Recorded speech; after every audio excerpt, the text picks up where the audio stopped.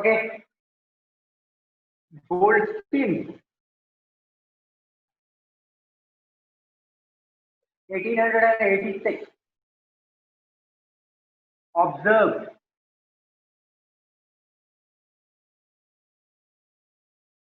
a set of rays traveling towards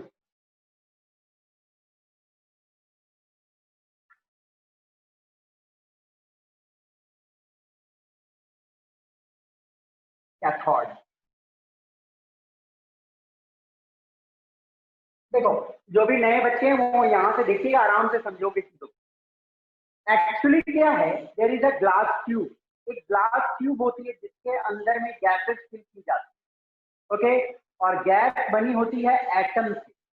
जब gas के atom से इलेक्ट्रॉन निकल जाएगी, मानो गैस के एटम्स हैं और गैस के एटम से इलेक्ट्रॉन निकल, तो इलेक्ट्रॉन पॉजिटिव प्लेट की ओर भागेगा कि नेगेटिव प्लेट की ओर भागेगा, कोई मुझे बताएगा? इलेक्ट्रॉन पॉजिटिव प्लेट की तरफ भागती है कि नेगेटिव प्लेट की तरफ भागती है? इलेक्ट्रॉन्स होती है नेगेटिवली चार्ज, तो obviously electron will move toward positive plate that is known as anode. और जब बहुत सारे इलेक्ट्रॉन पॉजिटिव टर्मिनल बोले तो एनोड की ओर जाए तो उसी को तो हम लोग कैथोड रे बोलते हैं। ओके, तो कैथोड रे का इस तरह खोज हुआ था जो लास्ट क्लास में हम लोगों ने देखा था। तो cathode ray basically what, atom से इलेक्ट्रॉन निकल जाती है और इलेक्ट्रॉन जो साथ में जा रही है पॉजिटिव प्लेट की ओर, उसी को तो हम लोग कैथोड रे बोलते हैं। अब मुझे एक बात बताओ, यदि एटम से इलेक्ट्रॉन निकल जाए, फॉर एग्जांपल ये सोडियम एटम से मैं एक इलेक्ट्रॉन निकाल देता हूं तो क्या बचता है? क्या बचता है बताओ? सोडियम की आयन बचेगी। जब आप सोडियम के एक एटम से एक इलेक्ट्रॉन निकाल दोगे तो सोडियम की आयन बचेगी। वैसे ही यदि किसी गैस से मैं इलेक्ट्रॉन निकाल दूं तो बचेगी क्या? Positively charge gaseous ion. और positively charge gaseous ion obviously जाएगी किधर? कैथोड की तरफ जाएगी। किधर जाएगी? कैथोड की तरफ जाएगी। और इसी को तो बोलते हैं, जब पॉजिटिवली चार्ज गैसियस आयन आपकी मूव करती है कैथोड की तरफ, we call it as anode ray. Okay, Goldstein ने यही ऑब्जर्व किया था, ध्यान से देखना है। गोल्डस्टीन क्या ऑब्जर्व किया था? Goldstein observe a set of rays क्या थी? पॉजिटिवली चार्ज गैसियस आयन थी ट्रैवलिंग टुवर्ड्स कैथोड। तो पॉजिटिवली चार्ज गैसियस आयन जो कैथोड की तरफ जा रही थी उसको तो एनोड रेज बोला गोल्डस्टीन ने।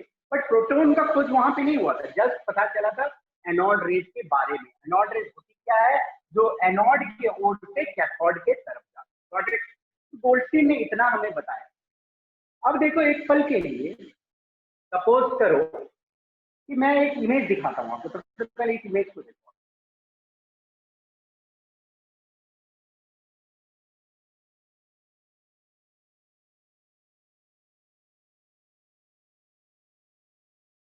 देखो बेटा, आपके सामने एक इमेज पड़ी हुई है, इसको ध्यान से देखना। गोल्डस्टीन ने ऐसा ही एक ग्लास ट्यूब यूज किया था। देखो ग्लास ट्यूब, ये जो देख रहे हो आप, ग्लास ट्यूब का यूज किया था गोल्डस्टीन ने। उसमें गैस के मॉलिक्यूल्स भरे थे, ये जो देख रहे हो गैस के मॉलिक्यूल्स उसने उसके अंदर में भरा। ओके, अब क्या हुआ, जब बहुत हाई वोल्टेज इसमें लगाया गया था तो गैस के मॉलिक्यूल से क्या होती है? इलेक्ट्रॉन निकल जाती है। तो ये देखो, इलेक्ट्रॉन निकला। और जब गैस के मॉलिक्यूल से इलेक्ट्रॉन निकलता है तो इलेक्ट्रॉन जाता है पॉजिटिव टर्मिनल की ओर। इधर पॉजिटिव टर्मिनल की ओर जा रहा है ये वाला। तो पॉजिटिव टर्मिनल के ओर जो इलेक्ट्रॉन जाते हैं उसे हम लोग बोलते हैं कैथोड रे। देखो, कैथोड रे। ओके, और जब इलेक्ट्रॉन निकल जाती है गैस के मॉलिक्यूल से तो बचती क्या है? गैसियस आयंस बनती है। तो गैसियस आयन जो बचा वो किधर जाता है, एनोड, ये कैथोड की ओर जाता है। तो कैथोड की ओर जा रही है तो उसे हम लोग बोले एनोड। ओके, आई सपोज आप लोगों को आइडिया हो गया होगा इस पिक्चर से कि देखो पॉजिटिव गैसियस आयन जो होती है वो जा रही है नेगेटिव प्लेट की ओर, और नेगेटिवली चार्ज जो रहती है वो जा रही है पॉजिटिव प्लेट की ओर। ओके, तो दिस वाज द एक्सपेरिमेंट जो गोल्डस्टीन ने किया था, और वहां पे कैथोड रेज तो हमें पता ही चल गया था पहले ही, और एनोड रेज का भी खोज हुआ। अब आपके सामने एक छोटी सी चीज मैं डिस्कस कर रहा हूँ, जरा ध्यान से देखिएगा।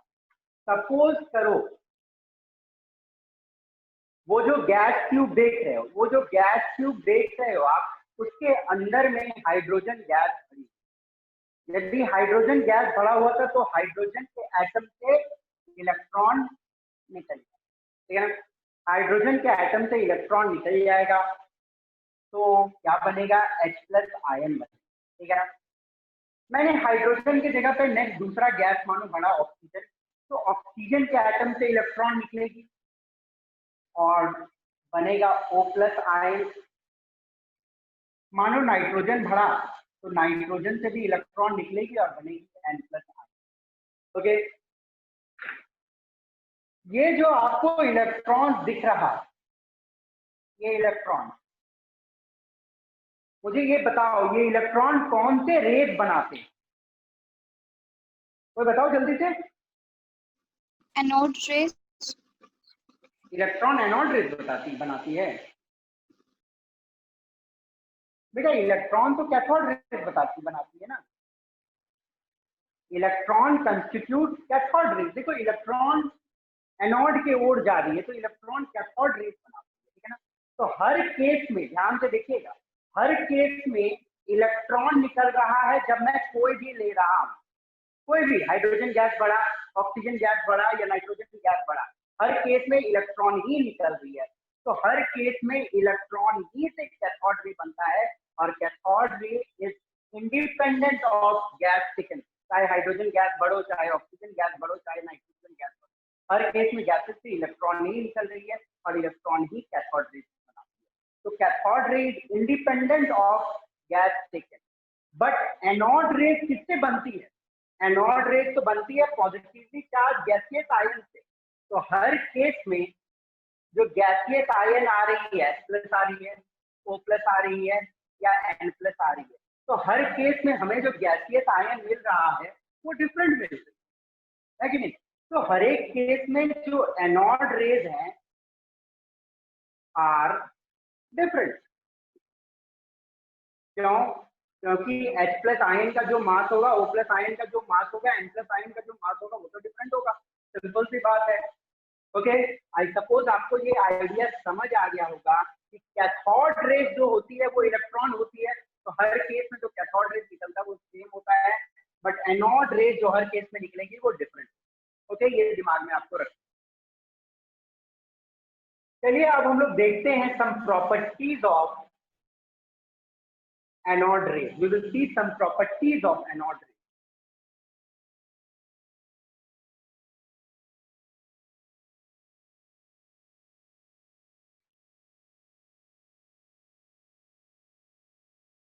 देखो, anode rays are stream of positively charged gaseous ion.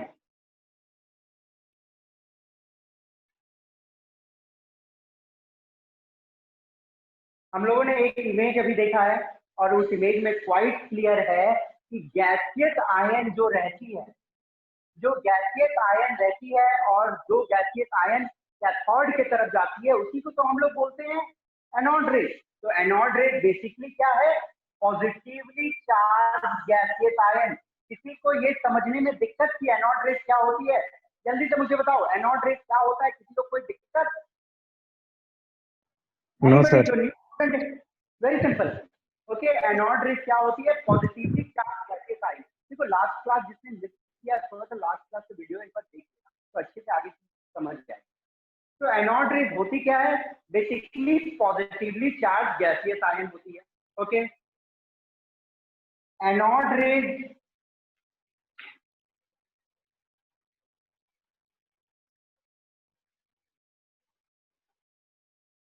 travel in straight line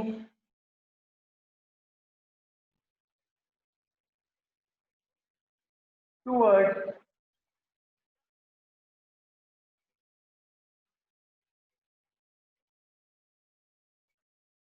cathode. Anode rays positively charge होती है तो इसलिए नेगेटिव प्लेट कैथोड की ओर जाती है. एनोड रेज डिपेंड्स अपॉन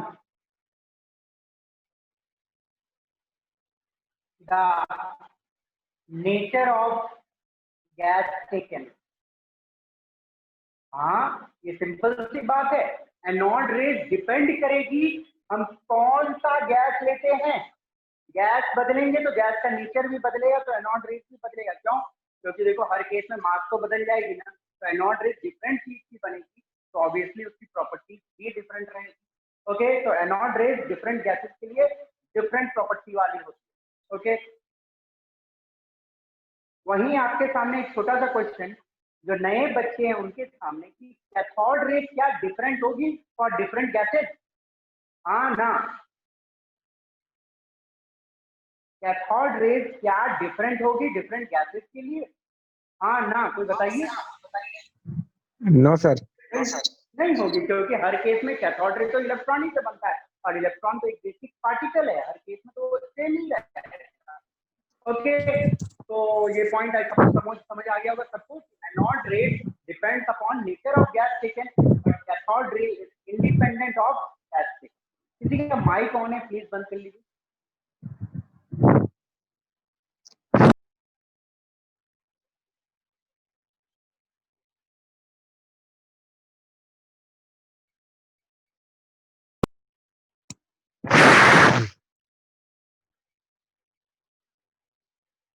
देखिएगा, Q by M. Q is charge, M is mass. Charge of gaseous ion divided by mass of gaseous ion. Okay, charge to mass ratio for anode rays depends on gas taken. Okay, simple सी बात है. जब gas अलग हो रहा है तो मास हर case में अलग हो जाएगा. भले चार्ज वही यूनिट चार्ज हम देख रहे हैं, पर मास तो हर केस में तो अलग होगा ना. तो चार्ज टू मास रेशियो जो होती है एनोड रेस की, वो डिपेंड करेगी कौन सा गैस हम देखते हैं. Charge to mass ratio, charge to mass ratio is less than cathode rays. अब देखो, अब स्टैंडर्ड 11th में आने के बाद आपको वाई पूछना जरूरी है. बिकॉज आप लोग देखो स्टैंडर्ड 10 तक जो चीज पढ़ते हो बेटा इज वेरी सिंपल, याद कर लेते हो, कोई कॉन्सेप्ट को समझना भी नहीं जरूरी समझते हो, बट आपको कॉन्सेप्ट यहाँ पे समझना. ये आपको बात पूछनी चाहिए कि सर आपने लिखा है कि चार्ज टू मास रेशियो जो रहती है एनोड रेस की वो लेस होती है कैथोड रेस से, ऐसा क्यों होता है? ओके, तो लास्ट क्लास में मैंने आप लोगों को बताया ही था कि E by M जो होती है कैथोड रेस की वो कितनी होती है? कोई बच्चा बताएगा मुझे? लास्ट क्लास में मैंने बताया था charge to mass ratio cathode rays की कितनी होती है, कोई बताएगा? मतलब कोई बच्चा पढ़ के नहीं आया है. लास्ट क्लास आया discuss that charge of cathode ray, charge तो नेगेटिव चार्ज होगी -1 divided by mass of cathode ray. तो charge of electron divided by mass of electron जो आई की डिराइव करके लास्ट क्लास में 1.76 into 10 to the power 11 coulomb पर की. ओके, ध्यान से सुनो मेरी बात को. इलेक्ट्रॉन की चार्ज सबको मालूम है 1.76 into 10 to the power 1.6 into 10 to the power -19 coulomb होती है इलेक्ट्रॉन की चार्ज. डिवाइड करेंगे मास इलेक्ट्रॉन की 9.1 into 10 to the power minus 31 के, तो ये आती है 1.76 into 10 to the power 11 coulomb पर केजी। कूलम क्यों? क्योंकि चार्ज की यूनिट होती है कूलम और मास की यूनिट होती है केजी। तो ये फिक्स होता है, कैथोड रे के केस में ये फिक्स होता है। क्यों फिक्स होता है? क्योंकि हर केस में तो इलेक्ट्रॉन ही निकल रहा है ना, तो इलेक्ट्रॉन का चार्ज भी वही रहेगा और मास भी वही रहेगा। बट मैंने ये तो आपको बता ही दिया कि charge to mass ratio anode rays के केस में हर केस में अलग है। ओके, दूसरा बात यहाँ पे क्वेश्चन है कि charge to mass ratio less क्यों रहेगा कैथोड रे के कंपैरिजन में हमेशा? क्यों ऐसा क्यों? कोई बता सकता मुझे? मैंने चार्ज टू मास रेशियो निकाला एनोड रेस का और चार्ज टू मास रेशियो मैंने लगाया कैथोड रेस का, तो मैं बोल रहा हूँ कि ये वाला कम होगा कंपेयर टू दिस हमेशा। क्यों? कोई बोल सकता है मुझे? एनीबॉडी? देखो, मास ऑफ इलेक्ट्रॉन जो होती है 9.1 into 10 to the power minus 31 and this is very small mass, बहुत कम मास होती है। आपने पढ़ा है कि इलेक्ट्रॉन के मास को हम लोग नेग्लेक्ट भी कर सकते, इतना कम मास होता है, negligible mass. Okay, got it? Charge 1 unit charge इस पे भी है, मैं पॉजिटिव मतलब यूनिट में बात कर रहा हूँ, 1 यूनिट चार्ज मैं मानता हूँ पॉजिटिव में है, +1 charge. Okay, +1 charge divided by mass H plus की मास। ओके, और 1 यूनिट चार्ज इलेक्ट्रॉन की भी डिवाइडेड बाय इसका मास, जो एक नेग्लेक्ट करने वाला मास। ओके, जो एक नेग्लेक्ट करने वाला मास, बहुत छोटी। अब आप बहुत छोटी मास से 1 को डिवाइड करो और एक बड़ा मास से 1 को डिवाइड करो, तब जब छोटा क्वांटिटी से डिवाइड कर रहे हो आप, तो ऑब्वियसली आपकी वैल्यू जो आएगी बिगर आएगी, है कि नहीं? कोई भी चीज को यदि छोटा से डिवाइड किया जाता है तो वैल्यू जो आती है वो बड़ी आती है, सिंपल सी बात है। तो इलेक्ट्रॉन का मास बहुत छोटा होता है, इसलिए मैंने 1 यूनिट जो चार्ज है इलेक्ट्रॉन के ऊपर उसको डिवाइड किया उसके मास से, तो ये बिगर वैल्यू आएगी।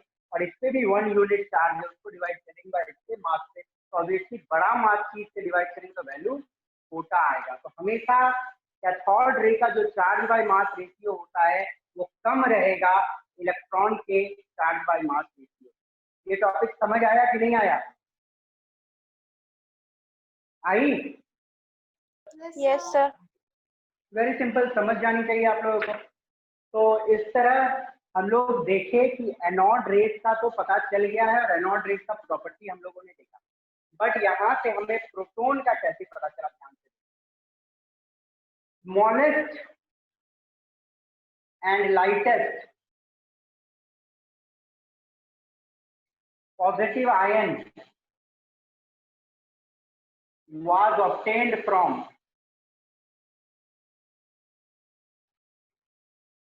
hydrogen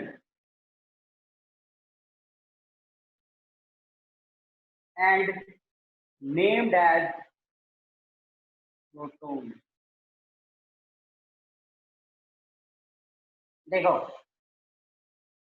ये क्या होता है, ये एक्चुअली रदरफोर्ड ने किया था, गोल्डस्टीन ने तो ये एक्सपेरिमेंट किया छोड़ दिया, फिर उसके बाद रदरफोर्ड ने ये पता किया देखो कि सबसे छोटा और सबसे हल्का पॉजिटिव आयन जो मिलेगा हमें किससे मिलेगा? हाइड्रोजन से मिलेगा। ध्यान से सुनो, सबसे छोटा और सबसे हल्का पॉजिटिव आयन जो मिलेगा हमें किससे मिलेगा? हाइड्रोजन से मिलेगा। ओके, और उसका नाम उन्होंने दिया था प्रोटॉन। क्यों उसका नाम दिया था प्रोटॉन? ये भी देख लो, हाइड्रोजन है तो हाइड्रोजन के एक एटम में क्या होता है? एक प्रोटॉन 1h1 होता है ना, एक प्रोटॉन, एक इलेक्ट्रॉन और 0 न्यूट्रॉन, ये सबको मालूम है। अब मानो हाइड्रोजन के एक एटम से मैंने एक इलेक्ट्रॉन निकाल दिया, हाइड्रोजन के एटम से एक इलेक्ट्रॉन मैंने निकाल दिया, तो वो बन गए क्या? H plus, 1 unit positive charge आ गई उससे, तो उसमें क्या क्या बचा? अब एक प्रोटॉन बचा, तो एक इलेक्ट्रॉन जो था उसको मैंने निकाल ही दिया और 0 न्यूट्रॉन बचा। तो ऑब्वियसली H प्लस जो होती है उसके पास तो सिर्फ प्रोटॉन ही होती है, तो मैं H प्लस को प्रोटॉन बोल सकता रहा हूँ, ठीक है ना। तो बेसिकली रदरफोर्ड डिस्कवर्ड प्रोटॉन इन 1919। ओके, रदरफोर्ड ने ये पता किया था, ठीक है ना। रदरफोर्ड ये पता किया था 1919, ये नाम देना है, ठीक है ना। रदरफोर्ड डिस्कवर्ड प्रोटॉन इन 1919। ओके, देखो जो बच्चे एकदम बिल्कुल आज फर्स्ट बार क्लास में आए होंगे उनको थोड़ा सा पक्का प्रॉब्लम हुआ होगा, मुझे मालूम है, क्योंकि इसकी रिलेशन थोड़ी सी लास्ट क्लास की कैथोड रेज से है, तो उतना चिंता करने की जरूरत नहीं है। ध्यान से मैं रिपीट कर दे रहा हूँ, समझ आ जाएगा आप लोगों को। मैंने आपको एक डिस्चार्ज ट्यूब दिखाया, डिस्चार्ज ट्यूब में क्या भरा हुआ था, ध्यान से सुनो, पूरी आइडिया क्लियर हो। एक डिस्चार्ज ट्यूब था, डिस्चार्ज ट्यूब में गैस की मॉलिक्यूल्स थी, गैस के मॉलिक्यूल से इलेक्ट्रॉन निकल गई, तो इलेक्ट्रॉन जो निकला वो बनाया कैथोड रेज, और बाकी जो पॉजिटिव आयन बनी वो बनाया एनोड। वेरी सिंपल, और कुछ नहीं। डिस्चार्ज ट्यूब थी, उसके अंदर में गैस भरी हुई थी, जब हम लोगों ने हाई करंट पास करवाया उससे तो इलेक्ट्रॉन निकल गया, वही इलेक्ट्रॉन बनाई कैथोड रेज, और इलेक्ट्रॉन निकलने के बाद पॉजिटिव आयन बनती है, और पॉजिटिव आयन बनाई anode. Anode rays positively charge होती है, इसे नेगेटिव प्लेट के ओर गया कैथोड की ओर, ओके, और इलेक्ट्रॉन नेगेटिवली चार्ज होती है, इसलिए वो पॉजिटिव प्लेट की ओर गया एनोड, ओके। इसकी प्रॉपर्टीज बहुत सिंपल है, एनोड रेज की पॉजिटिव चार्ज होती है, और ऑब्वियसली वो गैसियस आयन क्योंकि गैस के ही बने हुए थी। एनोड रेज स्ट्रेट लाइन में ट्रेवल करती है, किधर, कैथोड की तरफ, समझ गए। एनोड रेज डिपेंड करती है गैस कौन सा लूंगा, क्योंकि हर गैस का मास अलग होगा, तो हर केस में gaseous ion. Charge to mass ratio भी डिपेंड करेगी गैस सेकेंड पे, क्यों डिपेंड करेगी, क्योंकि हर केस में मास तो अलग होगा, तो अलग से डिवाइड करोगे तो वैल्यू भी अलग आएगी, ओके, ये समझ गए। और E/m रेशियो जो कैथोड रेज की थी वो लास्ट क्लास में हम लोगों ने देखा था 1.76 × 10⁻11 कूलम पर केज, ये आपको याद करना है, ठीक है ना, ये वेरी इंपॉर्टेंट। चार्ज का यूनिट होता है कूलम और मास का यूनिट होता है केजी, एक coulomb divided by KG, coulomb पर KG. Mass of electron negligible होता है, इसलिए हम लोग डिवाइड करते हैं तो एक बड़ा वैल्यू आता है, और सिमिलरली इसके केस में मास जो है थोड़ा सा बड़ा है, इसलिए डिवाइड करेंगे तो वैल्यू छोटा आएगा। तो एनोड रेज का जो चार्ज टू मास रेशियो होता है वो हमेशा कम रहेगा कैथोड रेज से, ये दिमाग में रखनी है। और स्मॉलेस्ट और लाइटेस्ट पॉजिटिव आयन जो मिला वो हमें मिला था हाइड्रोजन, ओके, क्योंकि हाइड्रोजन ही सबसे हल्की एलिमेंट। तो हाइड्रोजन में क्या, प्रोटॉन इलेक्ट्रॉन न्यूट्रॉन होता है, एक इलेक्ट्रॉन मैंने निकाल दिया तो H+ बनी, और H+ में सिर्फ एक प्रोटॉन और न्यूट्रॉन तो कुछ रहता ही नहीं है, एक प्रोटॉन है तो H+ को हम प्रोटॉन बोल सकते हैं। इसका पता रदरफोर्ड ने किया 1919 में। तो किसी को कोई दिक्कत, एनीबडी, यदि किसी को बेटा कोई दिक्कत है स्क्रीन में तो मुझसे पूछ सकते हो, नहीं तो एक स्क्रीनशॉट ले लो, फिर नोट्स बनाने में आपको काम है। तो इस प्रकार प्रोटॉन का खोज हुआ रदरफोर्ड के द्वारा 1919। आइडिया क्लियर हुई कि नहीं क्लियर हुई? फ्रैंकली टेल में बेटा, आप लोग मुझसे बोलोगे तब ना मुझे समझ आएगी कि समझ रहे हो कि नहीं समझ रहे हो। Anybody please talk to. Hello, हाँ बोलिए। Yes sir, clear. क्लियर। और बाकी स्टूडेंट और कोई नहीं क्या, बाकी को नहीं समझ आया? नहीं समझ आया तो बोलिए, मैं रिपीट करूंगा। क्लियर है सर। क्लियर है, चलो आगे बढ़ते हैं।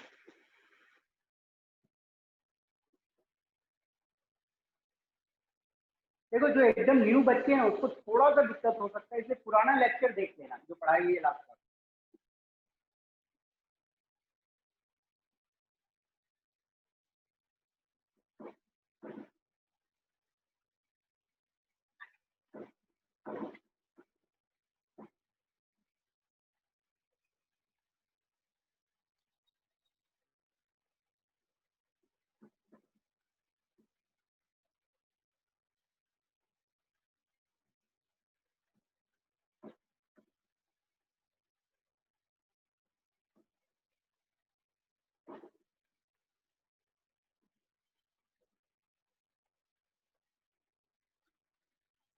Okay, we will move further.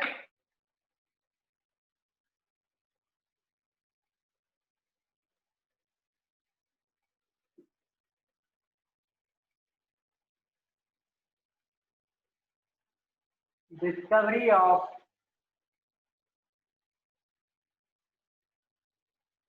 neutron.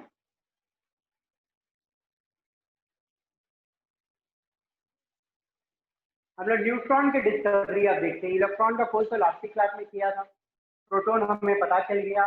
Lightest ion जो मिली थी हाइड्रोजन की केस में मिली थी, और हाइड्रोजन आयन जो H+ आयन होती है वही तो प्रोटॉन होती है। Okay, discovery of neutron, Chadwick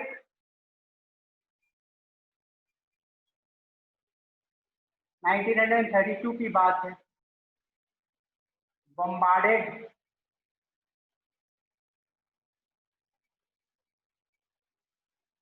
a thin sheet of beryllium, thin sheet of beryllium, beryllium B formula होती है, उसकी एटॉमिक नंबर होती है 4 और मास नंबर होती है 9। Chadwick bombarded a thin sheet of beryllium with alpha particle.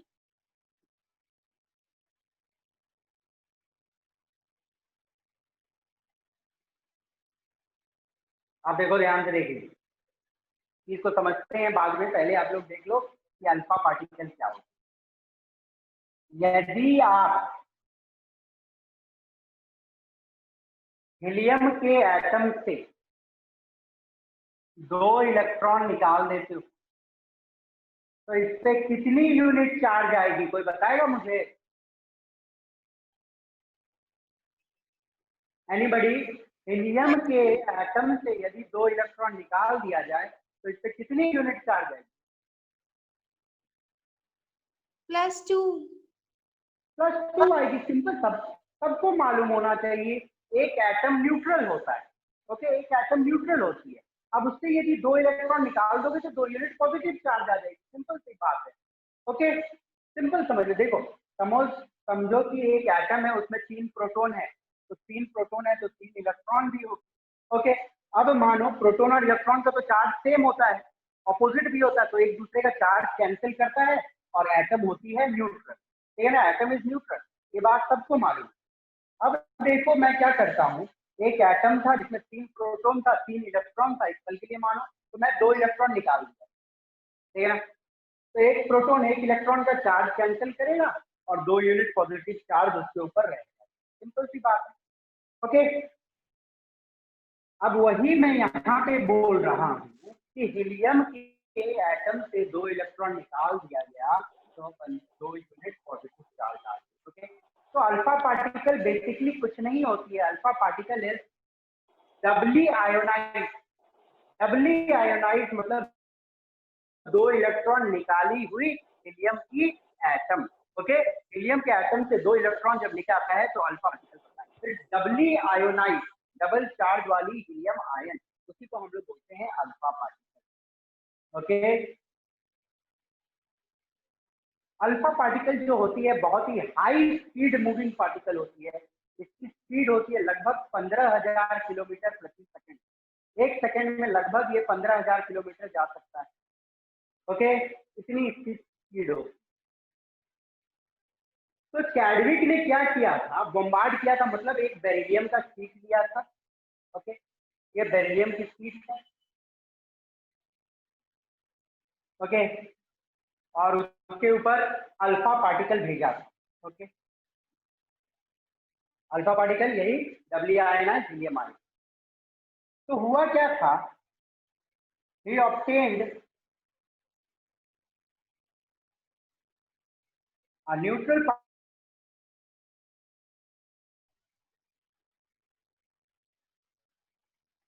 slightly heavier than proton.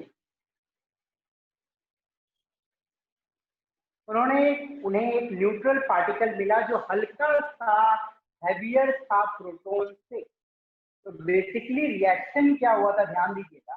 Beryllium 49, okay, उसके ऊपर अल्फा पार्टिकल He2+, जब बॉम्बार्ड किया गया तो एक न्यूक्लियर रिएक्शन हुआ। ठीक है ना, न्यूक्लियर रिएक्शन की, और ये एलिमेंट ही बदल गया, बना कार्बन और एक न्यूट्रॉन निकली, 0 and 1, the symbol for neutron, this one is neutron. देखो आप लोगों ने अभी तक पढ़ा है chemical reaction, this one is nuclear reaction. Chemical reaction में बेसिकली क्या होता है, जैसे सोडियम हाइड्रोक्साइड को HCl से रिएक्ट करवाओगे तो क्या प्रोडक्ट बनता है, कोई बताएगा मुझे? अरे सोडियम हाइड्रोक्साइड को HCl से रिएक्ट करवाएंगे तो क्या प्रोडक्ट बनेगा? NaCl plus H2O. Yes, NaCl plus H2O। तो दिस इज केमिकल रिएक्शन। और केमिकल रिएक्शन में बेसिकली क्या होता है, सिर्फ एटम रिप्लेस करती है जगह को। ये एटम था, ये इसको ले लिया NaCl, ये HOH कंबाइन कर गया, वाटर बन गया। तो सिंपली क्या हुई है, रीअरेंजमेंट ऑफ एटम। ये इसके साथ जुड़ गया, ये इसके साथ जुड़ गया, और आपको प्रोडक्ट कोई भी नया चीज नहीं मिला। जैसे आपने सोडियम लिया था तो यहाँ पोटासियम नहीं आ गया, ऐसा नहीं हुआ। जो चीज मैंने रिएक्शन में लिया था वही प्रोडक्ट बना। तो ऐसे रिएक्शंस को हम बोलते हैं केमिकल रिएक्शन। बट यदि एक पर्टिकुलर रिएक्शन में कोई नया एलिमेंट क्रिएट हो जा रहा है, जैसे ये बेरिलियम है, ये खत्म हो जा रही है और एक नया एलिमेंट क्रिएट हो जाता है, तो ऐसे रिएक्शन को हम लोग बोलते हैं न्यूक्लियर रिएक्शन। ऐसे रिएक्शन होते हैं न्यूक्लियर रिएक्शन, जहाँ पे एलिमेंट ही बदल गया। तो देखो बेरिलियम को जब मैं अल्फा पार्टिकल से बम्बार्ड किया तो हमें मिली कार्बन और साथ में न्यूट्रॉन। और न्यूट्रॉन जो होता है एक न्यूट्रल पार्टिकल होता है, जिसकी मास जो होती है प्रोटॉन से हल्की कम। यदि मास ऑफ प्रोटॉन देखा जाए इलेक्ट्रॉन के टर्म में तो it's 1836 times mass of electron. 1836 Guna mass of electron होती है। बहुत सारे बुक इसको 1837 भी लिखते हैं। Okay, mass of proton is 1836 times that of electron, और वही मास ऑफ न्यूट्रॉन जो होती है it's 1839 times that of mass of electron. Okay, तो ये थोड़ा सा भारी हो गया ना। ओके, तो इस तरह न्यूट्रॉन का हुआ था। बहुत सिंपल, कुछ नहीं था। बेरिलियम के ऊपर अल्फा पार्टिकल को बम्बार्ड किया। जब बम्बार्ड किया तो एक ऐसी रिएक्शन हुई जिसमें कार्बन मिला और न्यूट्रॉन निकली, जो न्यूट्रल पार्टिकल है और उससे मास जो है उसकी वो थोड़ी सी प्रोटॉन से ज्यादा है। यदि इलेक्ट्रॉन के टर्म में बात किया जाए तो 1836 टाइम्स, और यदि न्यूट्रॉन का देखा जाए तो 1839 टाइम्स। तो थोड़ा सा प्रोटॉन से भारी हुआ कि नहीं। इस तरह न्यूट्रॉन की खोज हुई थी 1932 में।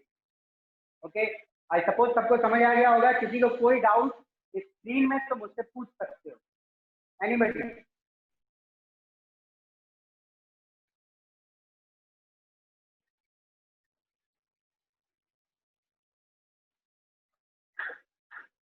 बेटा देखो, आप लोग जो भी बैठे हुए हैं ना, please first talk to me.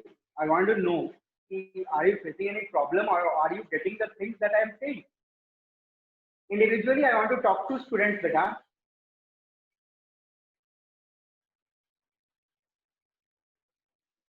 Okay, Akash, Akash बेटा I am talking to you. Akash बेटा, आपको समझ आ रही है कि नहीं समझ आ रही है, मुझे फ्रैंकली पहले बताओ। आकाश, अपने माइक को ऑन करो। हेलो, हाँ आकाश, समझ आ रही है आपको कि नहीं आ रही है?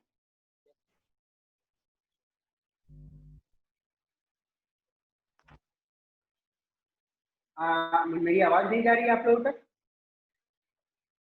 ओके, चलिए स्क्रीन में देखते हैं। कोई दिक्कत है तो मुझसे पूछो, हेल्प आगे बढ़ता हूँ मैं। इसको नोट डाउन कर लो, एक स्क्रीनशॉट ले लो।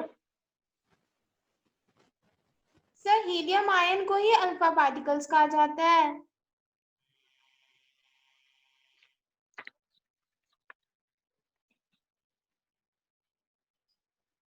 हाँ, क्या बोल रहे हो बेटा? सर हीलियम आयंस को ही अल्फा पार्टिकल्स कहा जाता है। हाँ, हीलियम पे जब डबल चार्ज रहती है तो उसको हम लोग अल्फा पार्टिकल। ओके, नियॉन नहीं हो सकता है? क्या बोल रहे हो बेटा? नियॉन नहीं हो सकता है? नहीं नहीं, मैं बात कर रहा हूँ जब आप हीलियम से डबली आयनाइज हीलियम आयन को ही हम लोग alpha particle. Okay, okay sir. चलिए आगे देखते हैं।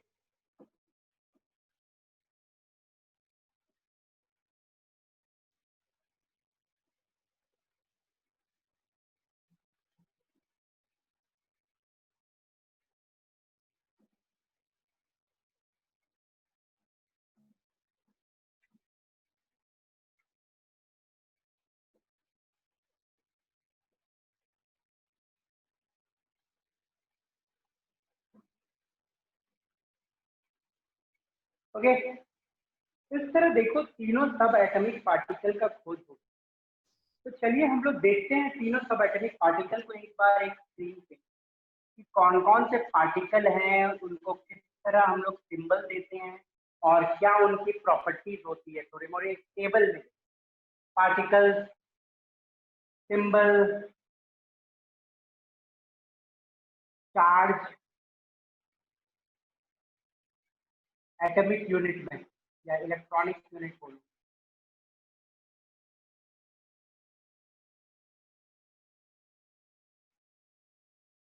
ओके, चार्ज कूलम में और मास।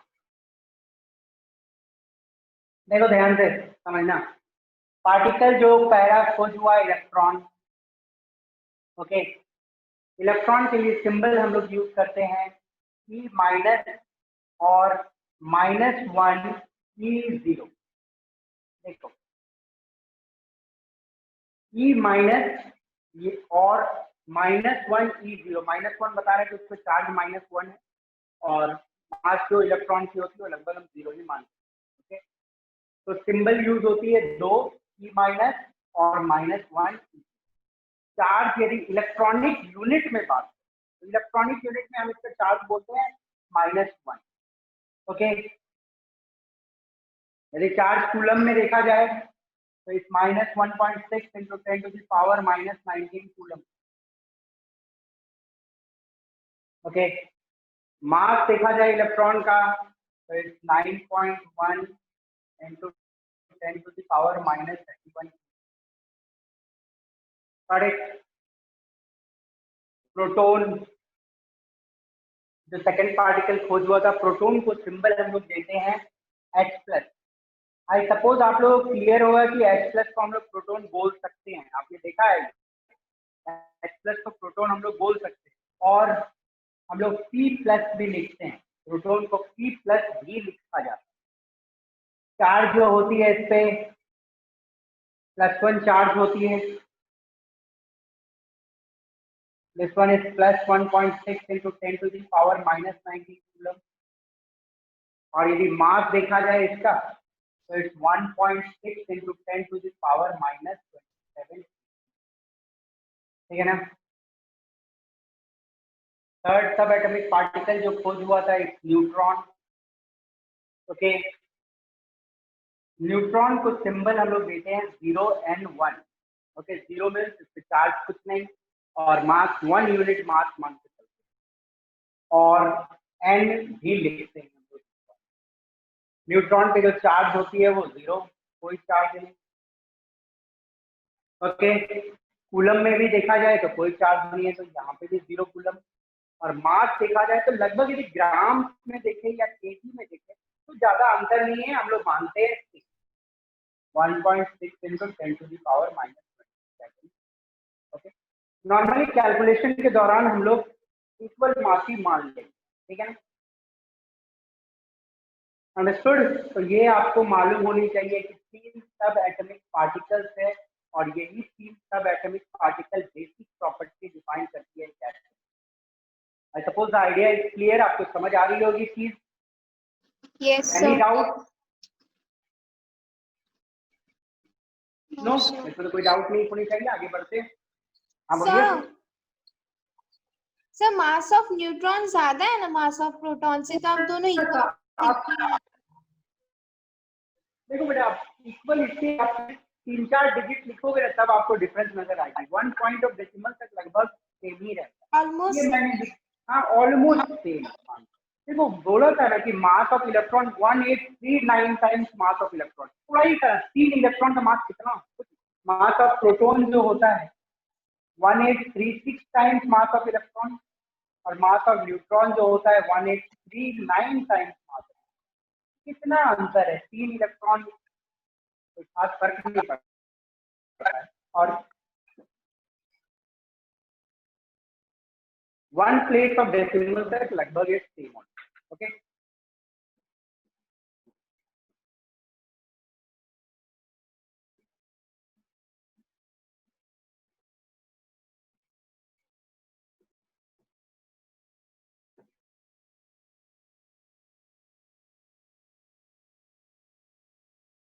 देखो इस तरह तीनों सब एटॉमिक पार्टिकल की खोज।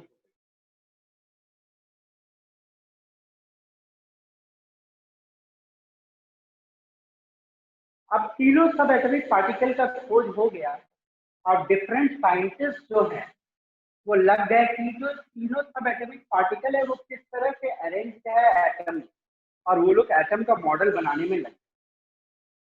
तो पहला मॉडल जो प्रपोज किया गया था it was Thomson model,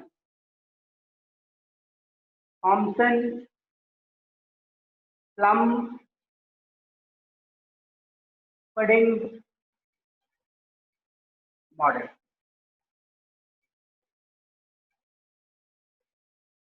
okay, Thomson की प्लम पुडिंग मॉडल आई थी 1898 में, जस्ट 1 ईयर लेटर जब इलेक्ट्रॉन का खोज हुआ।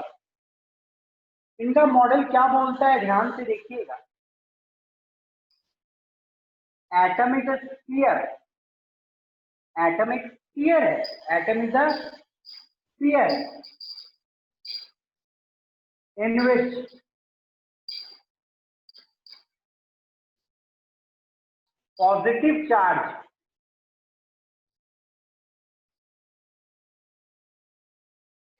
is uniformly distributed।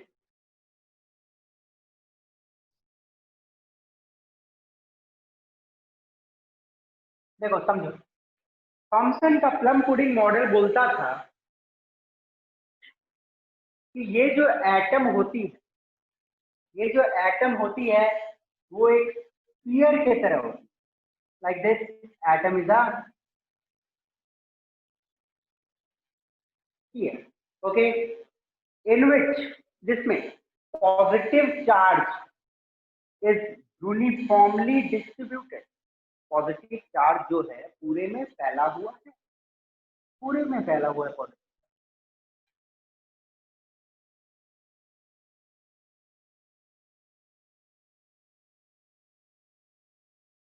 आप इसको कुछ इस तरह समझ लेते हो कि एक खरबूजा ले लो, ठीक है।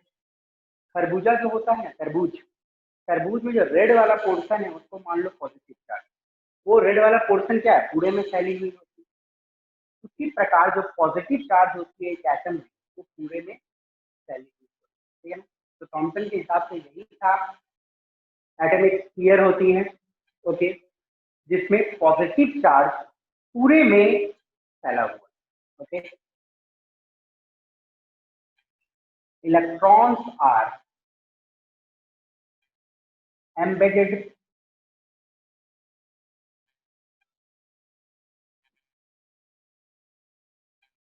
in the sphere। एम्बेडेड का मतलब समझ लो इस तरह की, जिस तरह तरबूज में जो बीज होती है लाल वाला पोर्शन में डाला हुआ है ना पूरे में, उसी प्रकार इलेक्ट्रॉन जो है फुल पॉजिटिव चार्ज के बीच में एम्बेडेड है, बीज की तरह, जैसे खरबूज में बीज एम्बेडेड है, ओके, अंडरस्टूड। तो थॉमसन के हिसाब से एटम एक खरबूज के जैसा समझ लो, क्लियर है। उसमें जो रेड वाला पोर्शन है वो पॉजिटिव चार्ज है, पूरे में फैला हुआ है, और इलेक्ट्रॉन जो है बीज की तरह बीच में embedded. Okay, this is all Thomson model. उन्होंने एक और बड़ा इंपॉर्टेंट चीज बोला था, the sum of positive charge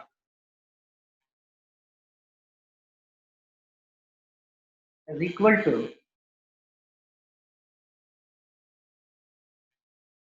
the sum of negative charge.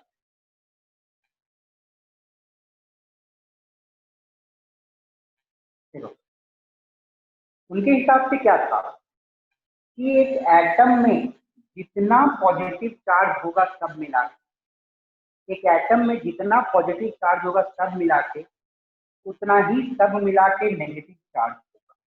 तो इनका जो ये एजम्पशन था इट वाज ट्रू।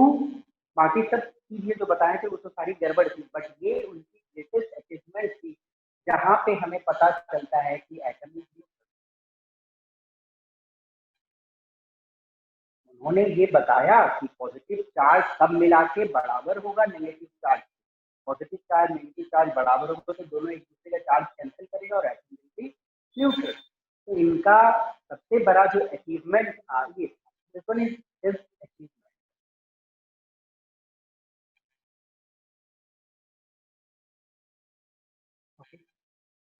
और ये अभी भी ट्रू है। तो थॉमसन के मॉडल में आपको कोई भी दिक्कत समझने में, आई डोंट थिंक ये जूनियर क्लासेस में भी आप लोगों ने पढ़ा है, आप लोग कोई दिक्कत नहीं होनी चाहिए। तो एटम क्लियर है, जिसमें पॉजिटिव चार्ज पूरे में फैला हुआ है, नेगेटिव चार्ज बीच में एम्बेडेड है, सब मिला के पॉजिटिव चार्ज कितनी होती है, नेगेटिव चार्ज के बराबर होगी और एटम न्यूट्रल। ओके, अब चलो इनका मैं डिफेक्ट देखते हैं कि इनकी मॉडल क्यों फेल हो गई। डिफेक्ट बोलो या failure of Thompson model.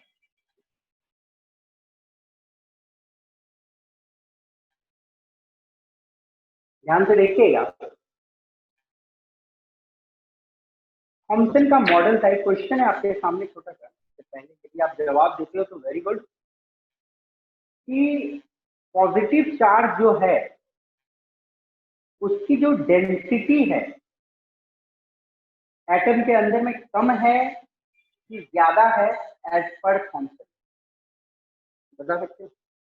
Density of positive charge ज्यादा है कि कम है एज पर थॉमसन, मुझे बताएगा? नहीं, नोबडी। बेटा डेंसिटी क्या होती है? मास पर यूनिट वॉल्यूम। ओके, तो जितनी भी पॉजिटिव चार्ज है वो पूरे वॉल्यूम में फैली हुई है, पूरे वॉल्यूम में फैली। ओके, तो वॉल्यूम जो है पॉजिटिव चार्ज का पूरे में फैला गया हुआ है, तो मतलब वॉल्यूम ऑफ पॉजिटिव चार्ज क्या है? बहुत ज्यादा है, पूरे में फैली हुई है, तो volume of positive charge is very high. तो जब वॉल्यूम बहुत हाई है तो डेंसिटी ऑफ पॉजिटिव चार्ज क्या हो? इनवर्सली प्रोपोर्शनल है। तो डेंसिटी ऑफ पॉजिटिव चार्ज क्या है? बहुत कम है एटम के अंदर में थॉमसन के। ओके, आई सपोज समझ रहे होगे, density is mass per unit volume. Volume पूरे वॉल्यूम में फैला हुआ है पॉजिटिव चार्ज, तो वॉल्यूम हाई है तो डेंसिटी ऑब्वियसली क्या होगा? बहुत लेस है पॉजिटिव चार्ज। ओके, मतलब हर जगह क्या है? थोड़ा थोड़ा थोड़ा थोड़ा पॉजिटिव। बट आपको ये मालूम है कि ये सच नहीं है। आज की एटम में आपको मालूम है कि पॉजिटिव चार्ज की डेंसिटी जो है बहुत छोटी सी न्यूक्लियस की है। जितनी भी पॉजिटिव चार्ज एक एटम में होती है वो एक छोटे से जगह पे, और थॉमसन के हिसाब से पूरे में फैली हुई थी। तो गलत वाली बात हो गई ना। तो considered positive charge to be uniformly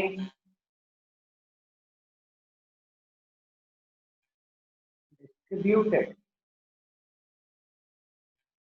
इसके हिसाब से, थॉमसन के हिसाब से जो पॉजिटिव चार्ज है वो पूरे में ही डिस्ट्रीब्यूटेड है। तो ये सही है क्या? नहीं, हम जानते हैं आज के मॉडल में जो पॉजिटिव चार्ज है सिर्फ एक छोटी सी न्यूक्लियस में। तो ये तो पहला रीजन था उनका फेलियर का। Okay, number 2, Thompson model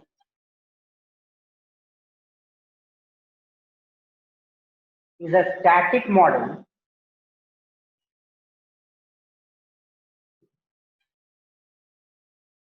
that is no explanation for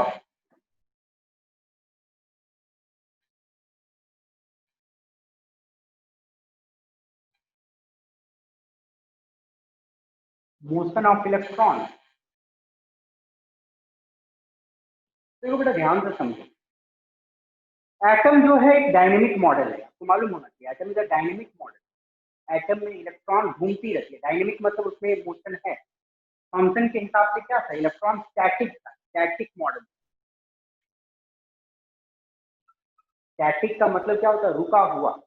तो Thompson model is a static model, इसमें हर चीज रुका हुआ, पॉजिटिव चार्ज एकदम फिक्स है, इलेक्ट्रॉन भी उसमें फिक्स है, पर ऐसा क्या है नहीं, एटम एक डायनेमिक मॉडल है, डायनेमिक बोले तो इलेक्ट्रॉन घूमते रहते हैं।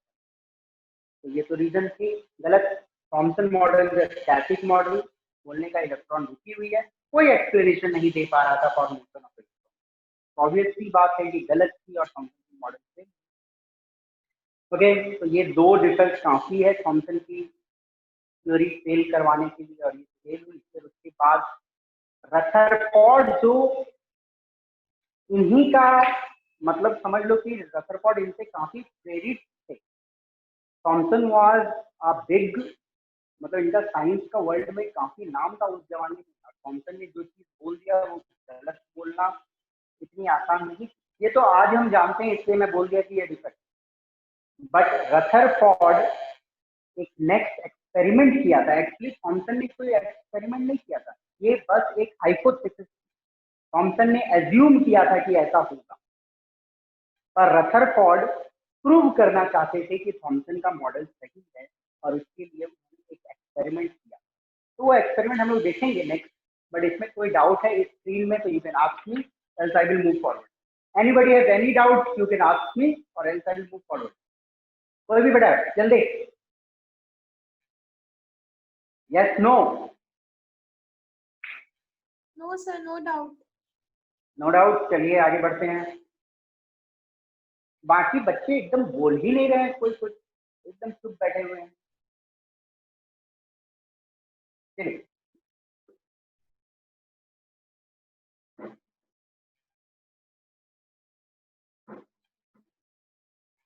आई सपोज देखो बहुत सिंपल टॉपिक सब है, ये सब में कुछ दिक्कत नहीं है।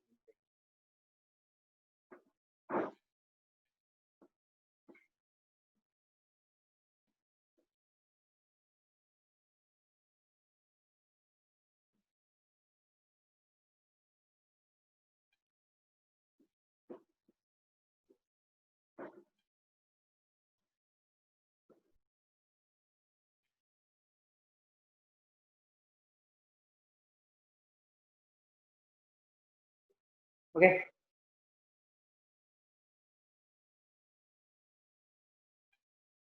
चलिए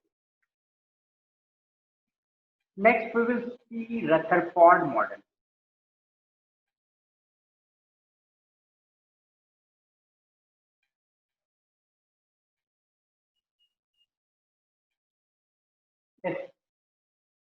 एक्चुअली रदरफोर्ड ने जो एक्सपेरिमेंट किया था, वो एक्सपेरिमेंट इसलिए किया था क्योंकि वो प्रूव करना चाहते थे कि थॉमसन सही है, बट एक्चुअली वो एक्सपेरिमेंट करने के बाद उनको पता चला कि थॉमसन नहीं। तो रदरफोर्ड मॉडल जो आई थी, that was famously known as after the gold foil experiment. Okay, Rutherford की जो मॉडल थी तो based on gold foil experiment. Gold foil experiment क्या है हम लोग बाद में देखेंगे, पर उससे पहले हम लोग देखते हैं कि रदरफोर्ड एक्सपेरिमेंट करने से पहले क्या सोच रहे थे।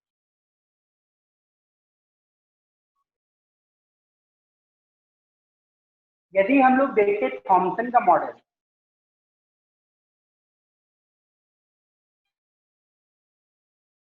तो थॉमसन के मॉडल पे यदि कोई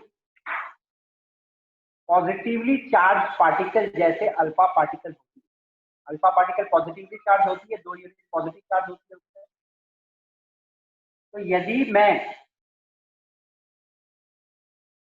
थॉमसन के मॉडल पे, जिसका है थॉमसन मॉडल जिसमें पॉजिटिव चार्ज पूरे में फैली हुई है, तो थॉमसन के मॉडल के हिसाब से यदि कोई पॉजिटिव चार्ज पार्टिकल एटम के ऊपर डाला जाए तो पॉजिटिव पॉजिटिव में रिपल्सन होता है कि नहीं? पूरे में पॉजिटिव चार्ज फैली हुई है, और पूरे में पॉजिटिव चार्ज फैली हुई है, और ये पहले मैंने आपको बता दिया कि पॉजिटिव चार्ज थोड़ा थोड़ा है। अल्फा पार्टिकल जो होती है बहुत हाई स्पीड मूविंग पार्टिकल होती है, लगभग 15,000 किलोमीटर प्रति सेकंड की स्पीड से चलती है। तो इतनी हाई स्पीड से चलने वाला पॉजिटिव पार्टिकल यदि एक हल्का सा पॉजिटिव फील्ड से पार होगा तो डिफ्लेक्शन हल्का सा मिलेगा, बहुत ज्यादा डिफ्लेक्शन तो नहीं मिलेगा, हल्का सा डिफ्लेक्शन मिलेगा, या हो सकता है कोई डिफ्लेक्शन भी ना हो, क्योंकि इतना हल्का पॉजिटिव चार्ज कि उसको इग्नोर कर देगा इतना हाई स्पीड मूविंग चीज और पार हो जाएगा। ओके, और ये डिफ्लेक्शन यदि होगा भी तो सारे अल्फा पार्टिकल्स में इक्वल डिफ्लेक्शन होना चाहिए। पॉजिटिव फील्ड यहाँ पे जैसे पॉजिटिव आ रही है तो पॉजिटिव पॉजिटिव में डिफ्लेक्शन होगा और सब में इक्वल डिफ्लेक्शन होगा। तो थॉमसन के मॉडल के हिसाब से रदरफोर्ड ने सोचा कि या तो कोई डिफ्लेक्शन नहीं होगा यदि अल्फा पार्टिकल को एटम से पार किया जाए, या डिफ्लेक्शन होगा तो सारे पार्टिकल्स में इक्वल डिफ्लेक्शन होगा, that is maximum 2 degree. Okay, but experiment करने के बाद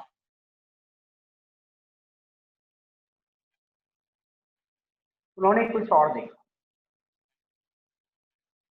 एक्सपेरिमेंट करने के बाद उन्होंने देखा कि मेजॉरिटी जो अल्फा पार्टिकल उन्होंने डाला था, ओके, इधर से अल्फा पार्टिकल उन्होंने डाला था,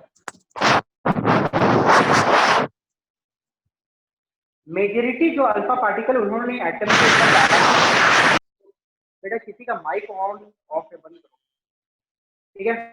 मेजॉरिटी जो अल्फा पार्टिकल उन्होंने एटम के ऊपर डाला तो उन्होंने देखा कि मेजॉरिटी जो है, बेटा किसी का माइक बार बार ऑन हो रहा है, प्लीज बंद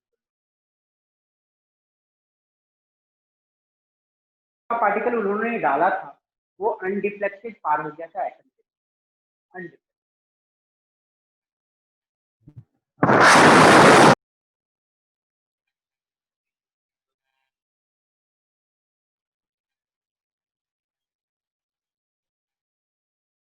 बेटा somebody माइक कोई ऑन कर रहे हो बार बार, आई रिक्वेस्ट यू, कोई माइक ऑन मत करो। अतुल कुछ बोलना चाह रहा हो, मे बी वो सर बोल अतुल नहीं रहा है, बोलना चाह रहे हैं क्या? इट्स ओके, चलिए देखिए। तो आफ्टर द एक्सपेरिमेंट उन्होंने देखा कि मेजॉरिटी ऑफ अल्फा पार्टिकल जो उन्होंने दिया था वो अनडिफ्लेक्टेड पार हो गई, तो उनको लगा कि ठीक है, चलो ये तो कहीं ना कहीं सही है कि हल्का हल्का पॉजिटिव चार्ज हर जगह है, तो हल्का पॉजिटिव चार्ज में ये high speed moving alpha particle कोई डिफ्लेक्ट नहीं हुआ और निकल गया। बट उन्होंने देखा कि कुछ अल्फा पार्टिकल में हैवी डिफ्लेक्शन आ रही है। ओके, कुछ अल्फा पार्टिकल में हैवी डिफ्लेक्शन आ रही है, एकदम पीछे चला जा रहा है। कुछ अल्फा पार्टिकल में उन्होंने देखा कि हल्का सा डिफ्लेक्शन आ रहा है, स्लाइट डिफ्लेक्शन आ रहा है, और कुछ में तो एकदम देखा कि वो डायरेक्ट पीछे आ रहा है। ओके, कुछ अल्फा पार्टिकल में उन्होंने देखा कि वो डायरेक्ट एकदम बैक चली, तो ये उनको बड़ा अजीब लगा। तब उनको पता चला अपने एक्सपेरिमेंट में कि एटम में जो अक्सर जगह है ना वो पूरा खाली ही पड़ा, तब ना जितने अल्फा पार्टिकल है वो अनडिफ्लेक्टेड पार हो जा रहे हैं, बहुत सारे अल्फा पार्टिकल अनडिफ्लेक्टेड पार हो जा रहे हैं, और जो पॉजिटिव चार्ज है वो छोटी सी न्यूक्लियस में है, सारे पॉजिटिव चार्ज एक छोटी सी न्यूक्लियस में। इसलिए ऐसा हुआ कि एकदम कोई एक अल्फा पार्टिकल गया और वो न्यूक्लियस के पास से जो गुजरा, तो पास से गुजरा वो तो हल्का डिफ्लेक्शन हुआ, तो एकदम पास से गुजरा वो एकदम पीछे गया, तो एकदम बिल्कुल स्ट्राइक किया था न्यूक्लियस को, वो तो एकदम पीछे था। क्यों? क्योंकि पल के लिए समझो कि 15,000 किलोमीटर प्रति सेकंड से चलने वाला चीज एकदम बैक आ जा रहा है, तो इसका मतलब यही है कि वो वहां पहुंच ही नहीं पा रहा है, रिपल्सन के कारण एकदम बैक चल रहा है। तो रदरफोर्ड को हल्का फुल्का ये समझ आया कि जितनी भी पॉजिटिव चार्ज है वो एक छोटी सी न्यूक्लियस में। Got it? तो वो एक्सपेरिमेंट क्या था आप सभी को मालूम है। ओके, तो उस एक्सपेरिमेंट में उन्होंने एक सेटअप बनाया था कुछ इस प्रकार, ध्यान से देख लो,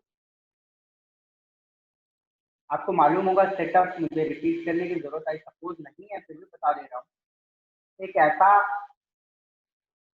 रेडियो एक्टिव बॉक्स था जिससे अल्फा रेज निकलेंगे, जिससे अल्फा रेज निकल रहे थे, और अल्फा रेज को पास करवाया गया था एक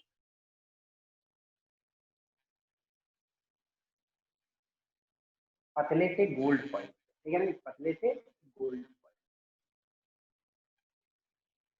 करेक्ट, अंडरस्टूड।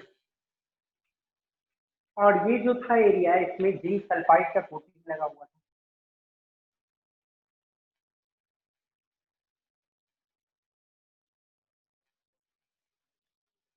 जिंक सल्फाइड का कोटिंग लगा हुआ था। और जिंक सल्फाइड की कोटिंग आपको मालूम है, कोई भी चीज प्राइस करेगा उससे तो एक साइन टाइप की आती है। और गोल्ड फॉइल इतना पतला था, आपको मालूम है कि अल्फा पार्टिकल गोल्ड फॉइल से पार होता है। ठीक है, तो जब अल्फा पार्टिकल को यहाँ पे बम्बार्ड किया गया था, तो स्टार्टिंग में जब एक्सपेरिमेंट की गई थी तो देखा ये गया था कि मेजॉरिटी जो है अनडिफ्लेक्टेड पार हो रही है और इस पोर्शन को टिक करता है। जो इनको नजर आया था कि मेजॉरिटी अनडिफ्लेक्टेड पार हो, बट उन्होंने और एक्सपेरिमेंट को जब रिपीट करते रहा तो देखा कि कुछ में थोड़ी ज्यादा डिफ्लेक्शन आ रही है, कुछ में तो बहुत ज्यादा डिफ्लेक्शन आ रहा है, और कुछ तो बिल्कुल ठीक वापस ही चल गया। तब उनको कुछ समझ आया और उन्होंने कुछ ऑब्जर्वेशन दी। उन्होंने बोला, उनके जो ऑब्जर्वेशन थे उनके हिसाब से उन्होंने जो कंक्लूजन दिया, ध्यान से देखिए, majority of alpha particle passes undeviated। Okay, इसका मतलब क्या था? मोस्ट ऑफ द स्पेस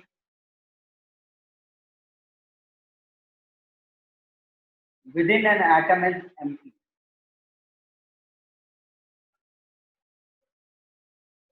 तो उनको यहाँ से ये पता चला कि अक्सर जगह जो है एटम में वो खाली है, ऐसे पूरा खाली, ठीक है ना। Some of them deflected bye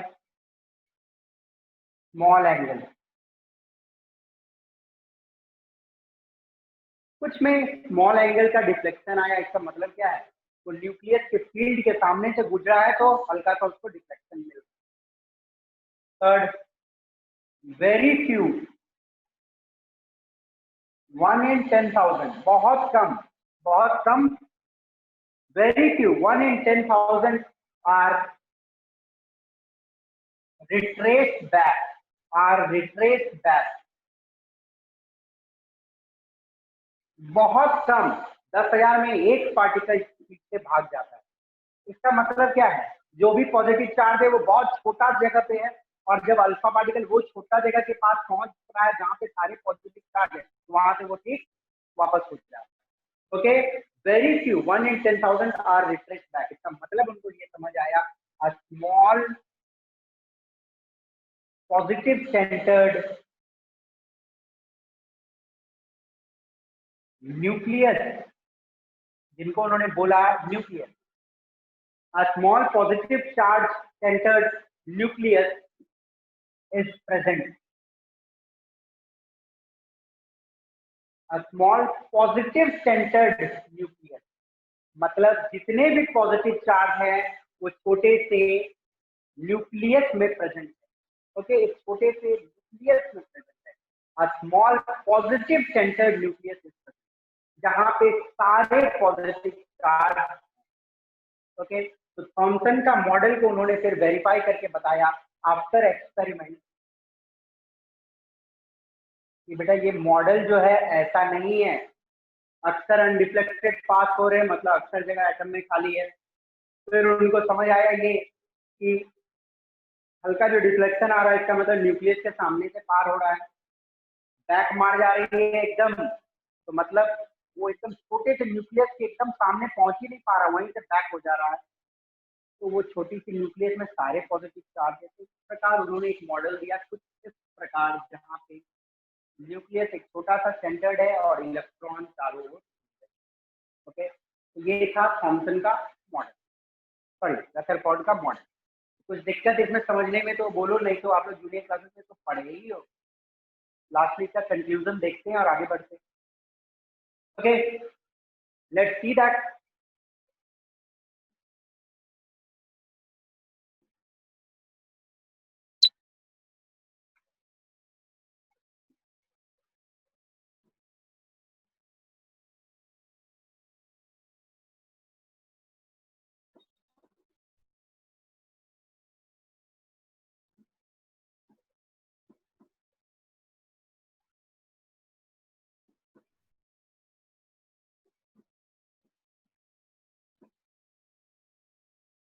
चलिए अब हम लोग देखते हैं, चलो रदरफोर्ड का मॉडल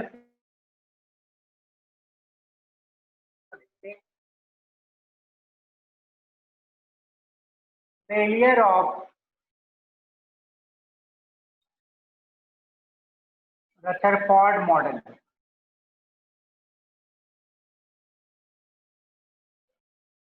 देखो रदरफोर्ड का मॉडल क्यों फेल हुआ। He could not explain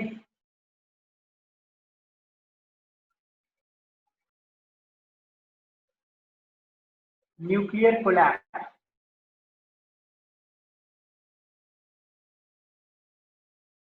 देखो एक पल के लिए समझो, रदरफोर्ड ने ये तो बोल दिया कि एक छोटा सा न्यूक्लियस है और इलेक्ट्रॉन उसके चारों ओर घूम रहा है। ओके, अब इलेक्ट्रॉन जब चारों ओर घूम रहा है तो एनर्जी तो लूज करेगा, क्योंकि जब ये घूम रहा है तो एनर्जी उसकी लूज होगी, और जब एनर्जी लूज होगा तो न्यूक्लियस इसको बहुत तेजी से अपनी तरफ खींचेगा और तेजी से खींचेगा और लास्टली में ये न्यूक्लियस से कोलाइड करेगा, क्योंकि ये घूमती हुई चीज तो एनर्जी रेडिएट करेगा ना भाई, उसकी एनर्जी तो निकलते रहेगी। आप ही मानो एक ग्राउंड का चक्कर मार रहे हो, दिन भर चक्कर मारते रहो तो आपके शरीर की एनर्जी खत्म होती जाएगी और लास्टली आप गिर जाओगे। तो इलेक्ट्रॉन यदि न्यूक्लियस के चारों ओर घूमते रहती है, ओके, इलेक्ट्रॉन यदि न्यूक्लियस के चारों ओर घूमते रहती है तो वो अल्टीमेटली अपना एनर्जी को लूज करते जाएगा और इतना लूज करते जाएगा कि लास्टली न्यूक्लियस उसको अपने तरफ खींच लेगा और इलेक्ट्रॉन उसमें कोलाइड कर जाएगी और एटम की एग्जिस्टेंस खत्म हो जाएगी। आपको लगता है क्या कि दुनिया में जो मैटर है उसमें एटम कोलाइड कर रही है, एटम यदि ब्लास्ट करते रहे तो ये सबका एग्जिस्टेंस रहेगा नहीं। ऑब्वियस सी बात है कि इलेक्ट्रॉन न्यूक्लियस के साथ टकराता नहीं और एटम सेफ थी, बट इनके मॉडल के हिसाब से चले तो इलेक्ट्रॉन कोलाइड करेगी न्यूक्लियस से और एटम ब्लास्ट करेगी, तो गड़बड़ हो गई। दूसरा,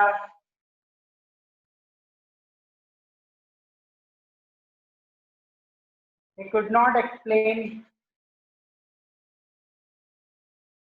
देखो ध्यान से, he could not explain the distribution of electrons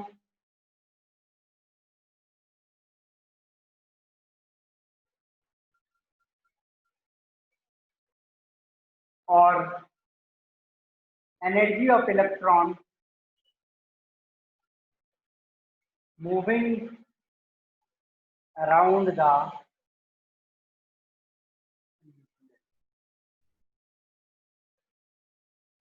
देखो ये ध्यान से, रदरफोर्ड ये भी नहीं एक्सप्लेन कर पाए, मानो कि एक एटम में 10 इलेक्ट्रॉन है तो वो इलेक्ट्रॉन किस तरह डिस्ट्रीब्यूटेड हो, ये वो एक्सप्लेन नहीं कर पाए।